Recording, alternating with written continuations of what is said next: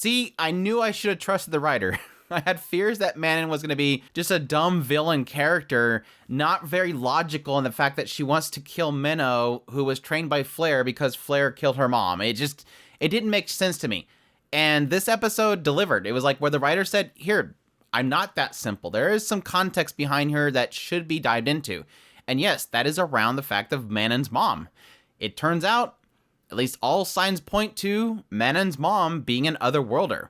So it explains why Flare would have killed her, because she was an otherworlder.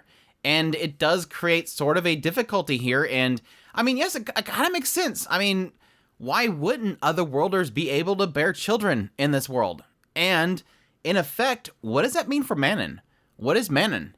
Is Manon half otherworlder? Does she have abilities that we haven't seen quite yet? She is using Sin Magecraft with these pellets that are coming out of this Iron Maiden, but we really haven't seen her use an ability yet.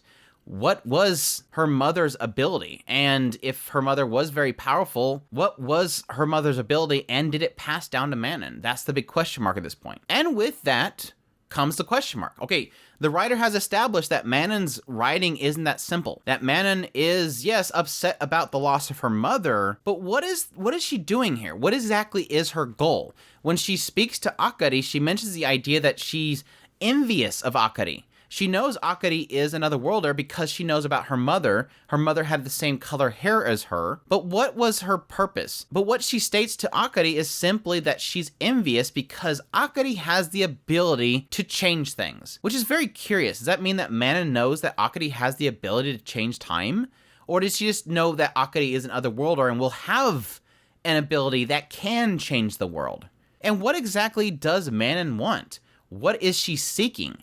Is it strictly revenge? Or is she seeking something it's obvious that she doesn't care about Akari. She doesn't go after Akari. Akari's right there in front of her, and she leaves her behind. So far, it only seems like she is just enacting this plan, drawing the attention upon herself.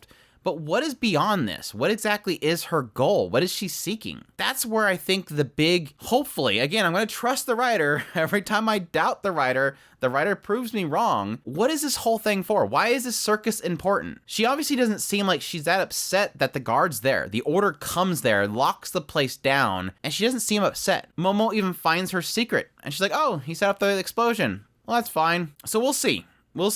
I'm really hoping that this leads into something that's going to be really, really impactful.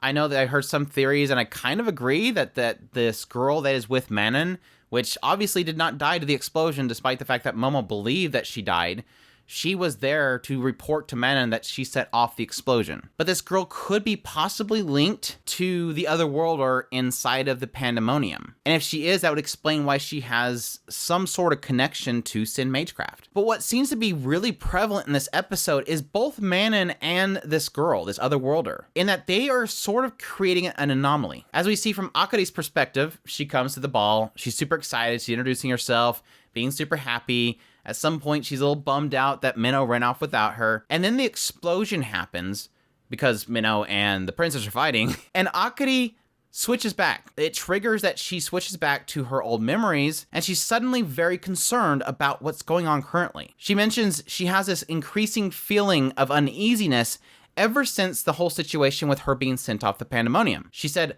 that was something that's happened for. That's happened plenty of times. But being invited to the ball, seeing this pillar of fire, things are suddenly happening that she's never seen before.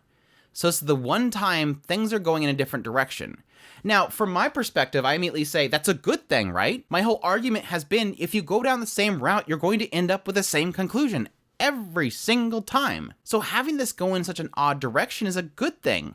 This might be the route that Minnow can find a way to kill you. But from Akari's perspective, she's afraid because this is going to be a case where she doesn't know what's going to happen. She can't predict. She doesn't know the future. She doesn't know what's ahead of her. And she doesn't know the fate of herself and Minnow, which again, I think is probably a little bit off. But because of this, Akari decides to go after the source of what she believes is so different. So the person that's going to have answers, and that's Manon. So she goes to Manon to basically talk to her. What that conversation is going to be, is it around Manon's mother? Is it around the fact that she could be an anomaly that is really shifting everything?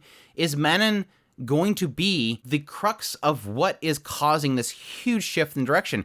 And what is she doing that could cause that? Is Manon going to be either somebody's manipulating Manon to act, which again, Manon did say that somebody kind of informed her to do this. Like, in order to get her revenge, she's acting out their plan. Is that this girl, this other worlder, or is it somebody else that's outside of time that is affecting things? That's a very curious question. Outside of that, we almost lost Momo, and I was really sad about that. So Momo goes to the place where they're producing the monstrine, busts in there, beats the crap out of some dudes, pounds his head in the ground, pretty much scares this other girl who thinks that she's going to shoot her with this etheric gun, which apparently is taboo as well, which... not a big shock in this place. And yes, she goes down to the Iron Maiden, finds this girl, opens it up, brings the girl out of it. That causes the explosion, which pierces her with these poisonous spikes. And so she's down for the count. And thankfully, she's going to be okay. But I wasn't happy about that. I don't want nothing bad to happen to Momo. But it was all worth it. Her getting injured was worth it because Minnow came and spent some time with her and patted her head. So it's positive in the end. And yes, the rest of the episode was Minnow bumping into Ashina, which I still love Ashina. I think she's like the best kind of semi-villain. I don't think she's a villain at this point. She's really working alongside him. She's going after the same goal, figuring out what's going on with this monstrine stuff. And she just bumped into Minnow. Minnow doesn't want to tell her who she is, so she's obviously going to be very suspicious of Minnow and what she's doing there. But because she's a meathead, she just wants to fight Minnow to figure her out, and so they duke it out. Really cool fight, as usual. Really cool little uses of her abilities. Minnow using abilities to distract her while she pulls her blade, or remaking her blade appear there. It was really, really cool. I really did like the fight.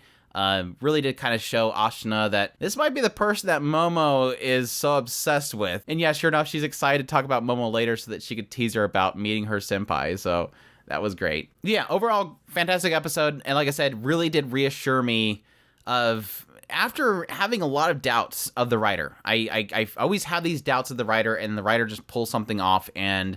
this episode proved it, that this writer still has something good up its sleeve, and that there's some really cool, interesting stuff that could be right around the corner that I'm super excited to see what turns out to be. So, but I hope you guys will join me for that next week. I thank you all for watching this video. If you like this video, make sure to hit that like button down below, comment, let me know what you thought of the episode. Subscribe if you have not already, share this video if you can, support us on Patreon or through a tips link in the description below. We definitely appreciate everybody that supports us, and y'all take care.